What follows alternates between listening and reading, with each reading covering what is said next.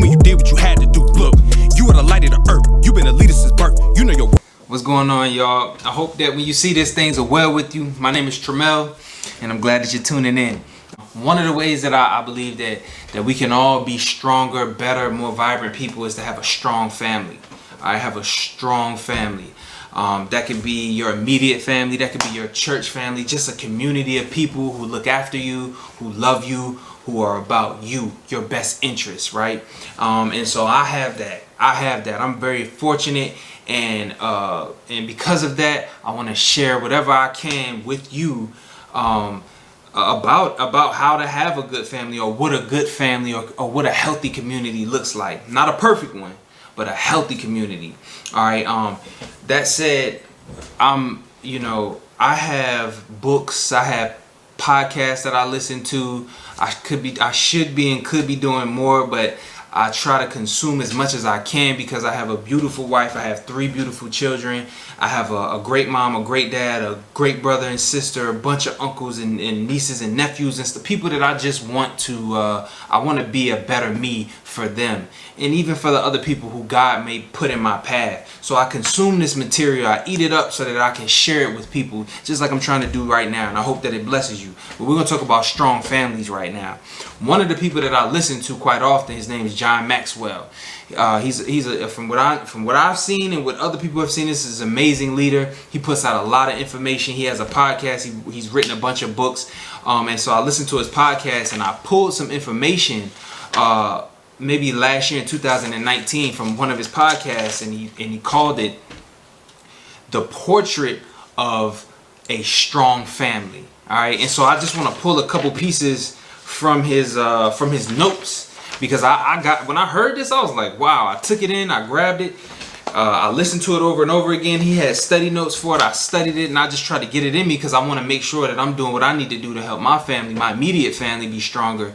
As I mentioned just a minute ago, but there's a couple things that he talked about that I'm going to pull and I'm going to share with you. One of them is this. He said, a strong family responds in crisis in a positive way. Some people talk about if you put a tea bag, all right, and you just have it in your hand, you don't really know what the content is all about, right? It might smell good, but when you put that thing in hot water, then all of the good stuff in that tea bag comes out. That's how crises are, right? You really get to see people's true colors when you're in a crisis situation, right? So strong. This is John Maxwell. This is what he says, right? Strong families respond to crisis in a positive way, right? So in observing like your family in a problem, these are the things that you want to know, right? Every family has them.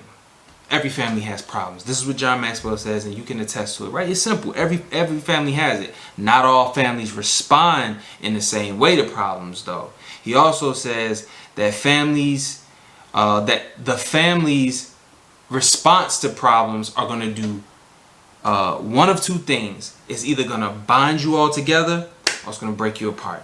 All right. And so I'm going to leave that there for a minute. I'm going to share something personal with you all. I am what you would call a Christ follower, right? I follow Jesus Christ. That's my goal, to be a Christ follower. From what I read and I see about Jesus, he was perfect. He loved people, and that's what I want to do, right? So I went through something a few years back.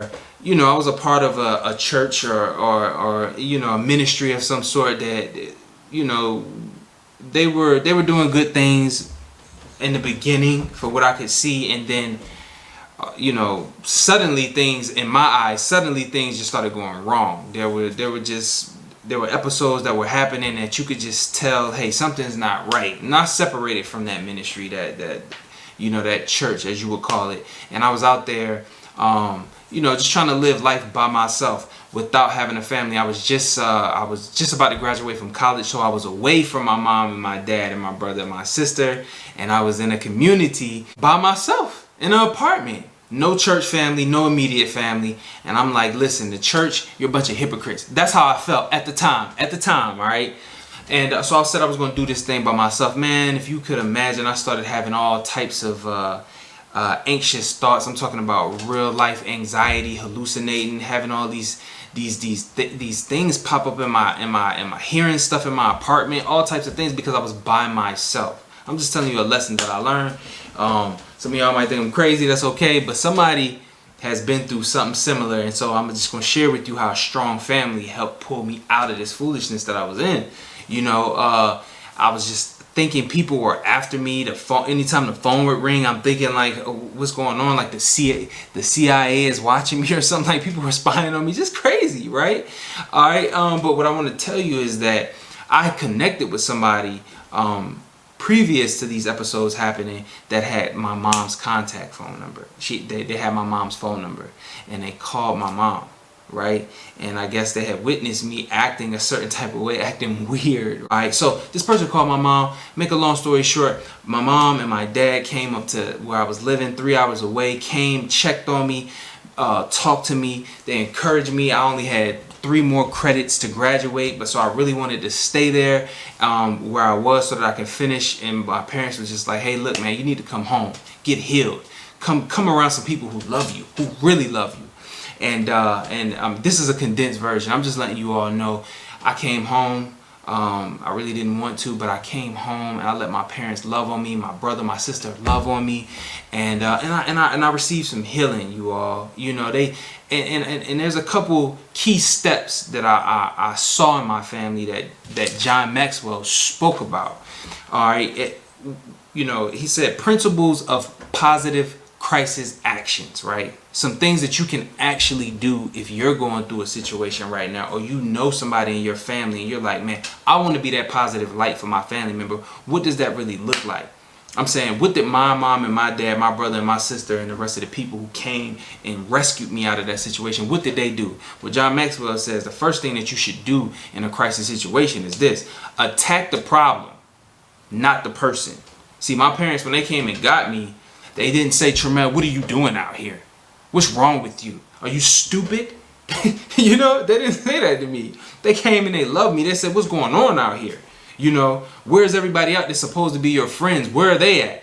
You know what I'm saying? What's going on with them? Not what's going on with you, Tremel. They were trying to figure out what the problem was, and they found out. They told me to bring my butt home, and that's what I did. Number 2, he said, get the facts. And I kind of just mentioned that. My parents were all in the business, right? My sister was all in my brother was all in the business. Like, hey, what's going on?